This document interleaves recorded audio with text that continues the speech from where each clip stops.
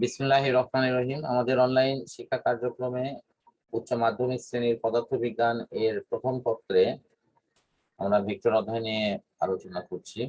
পূর্বের ক্লাসের ধারাবাহিকতায় এখন আমরা ভেক্টরের যে গাণিতিক অংশগুলো নিয়ে আলোচনা করতে যাচ্ছি, সেখানে ভেক্টরের মান ও দিক এখান থেকে আমরা শুরু করব।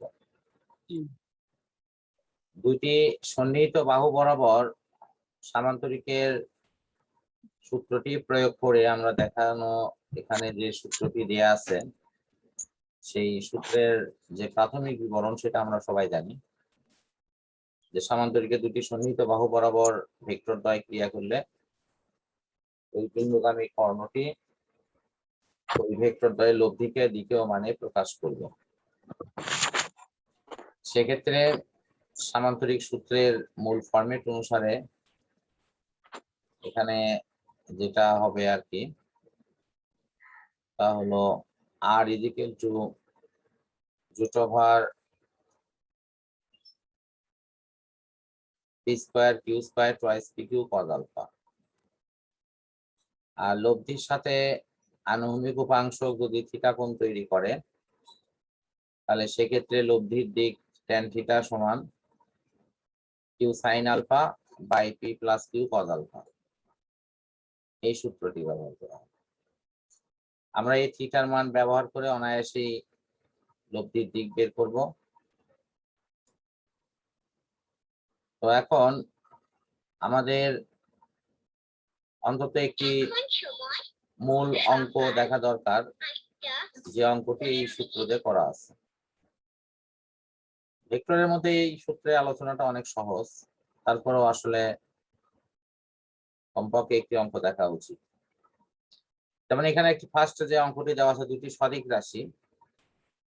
আসলে ভেক্টর রাশির আরেকটি নাম সদিক রাশি, আর স্কেলার রাশির আরেকটি নাম হলো অদিক রাশি। এই বিষয়টি কিন্তু আসবে। তো প্রত্যেকটি ভেক্টরের মান এখানে উল্লেখ আছে হলো 8 একক। এরা পরস্পর 120 ডিগ্রি কোণে ক্রিয়া করছে। সুতরাং আমরা সূত্রটি লিখতে পারি r is equal to p square q square twice p q cos alpha, এটা রুট ওভার সহ। আর দিক নির্ণয় করার জন্য আমরা tan theta is equal to q sin alpha by p plus q cos alpha. এখন আমাদের এই অঙ্কটি আমরা একটু দেখি। তো প্রত্যেকের লব্ধি যেহেতু 8 একক,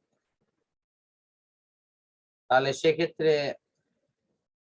সাইড নোডে আমরা আমাদের মান বসাতে হবে। তো সাইড নোডের মানগুলো আমরা একটু দেখি। পি এর মানও হলো তোমার 8 একক, এরপর কিউ এর মান সেটাও 8 একক। পি কিউ এর মধ্যে যে কোণ সেটি হলো তোমার 120 ডিগ্রি। এখানে বের করতে হবে r is equal to what, theta is equal to what. এই মানটা আমাদের বের করতে হবে।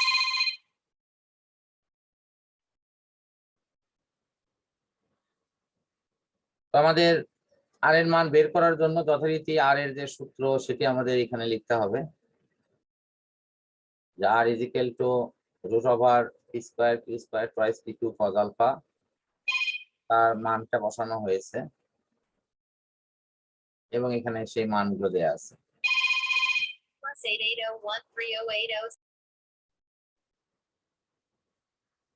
আচ্ছা, তাহলে তোমরা দেখো, এই যে tan থিটার মান, সেটারও মান বসায় দিয়ে যথারীতি tan থিটা সমান tan ইনভার্স করে মান বের করা হয়েছে।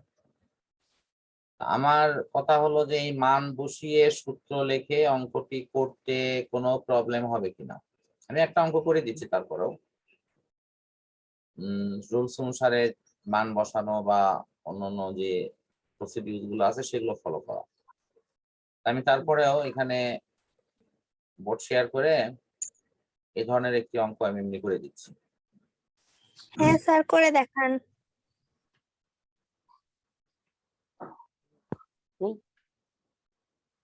প্রথমে আমরা সাইড নোটে একটু মান বসাই।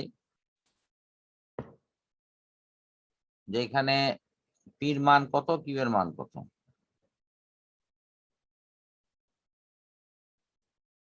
পির মান হলো তোমার 8 একক,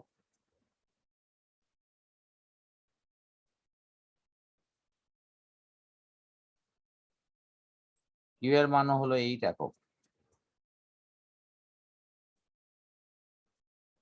আর আলফা যেটা আছে সেটা হলো 120 ডিগ্রি।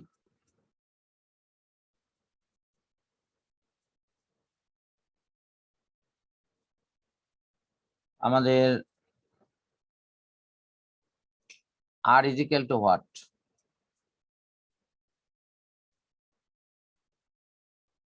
আর জানতে চাওয়া হয়েছে হলো থিটা, থিটার মান, theta is equal to what. তাহলে প্রথমে আমরা লব্ধির সূত্র লিখবো, R is equal to root over p square plus q square plus twice p q cos alpha. সূত্রটি লেখার পর আমাদের কাজ হলো মানটা বসানো।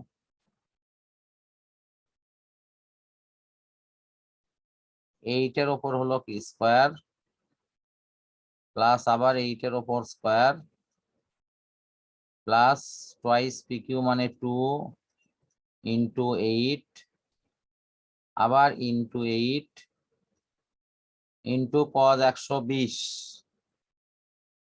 Cause 120 degree. তো এখন যদি এখানে মানটা ক্যালকুলেট করা হয় তাহলে 8 8 কত, 66, 66 হবে 2 বার। সবাই বুঝতে পারছো কি? হ্যাঁ স্যার। 8 8 66, আর এখানে 2 দিয়ে গুণ করলে হবে 128, আর কজ 120 ডিগ্রির মান হলো তোমার -হাফ। এটা ক্যালকুলেটর বা ইয়ের থেকে টিপলি পাবো আর কি। তো হাফকে 0.5 আসবে তোমাদের ওখানে মান, এখানে আমি হাফ আকারে লিখলাম। তার অর্থ হচ্ছে যে একটা উপরে যে কাজটি হচ্ছে সেটি হলো 66 প্লাস 64, আর এখানে কাটাকাটি করে হবে -64। তো এই প্লাস মাইনাস কি হবে, কেটে যাবে। 8 8 66 মানে 8 ইজ ইকুয়াল টু আর এর মানটা 8 হবে আর কি। সবাই দেখো তো ক্যালকুলেশন বুঝতে পারছো কিনা? স্যার পারছি। অন্যরা একটু হ্যাঁ মতামত দাও। বুঝছি। আচ্ছা ঠিক আছে। এরপরে আছে ট্যান থিটা। ট্যান থিটা লিখে তোমরা সূত্রটা লিখবা যে কিউ সাইন আলফা আর p plus q cos alpha.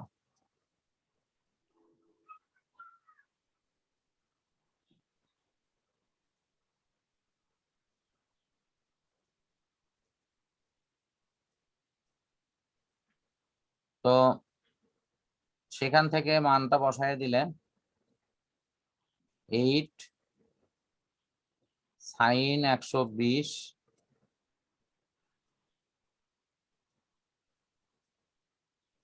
Degree ভাগ 8 প্লাস 8 কজ 120।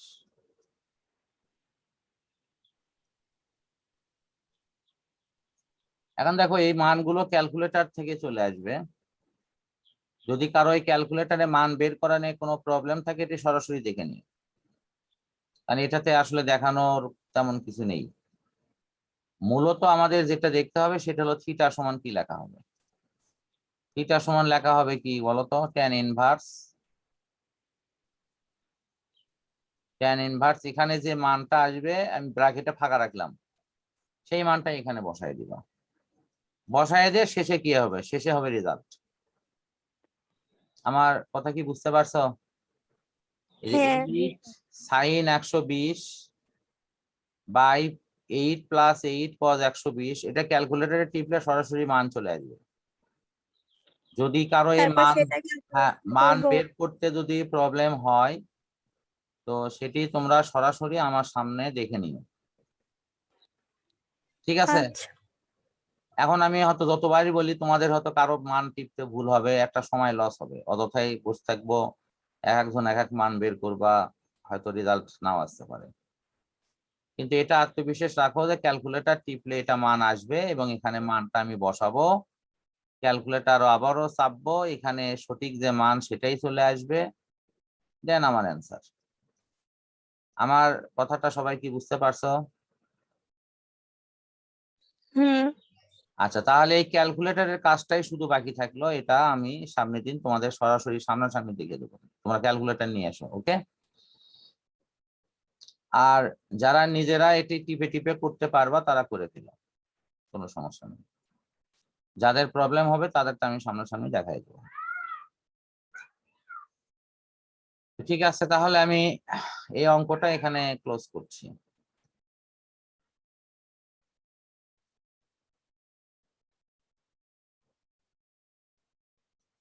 এখানে কারো কোনো প্রশ্ন আছে?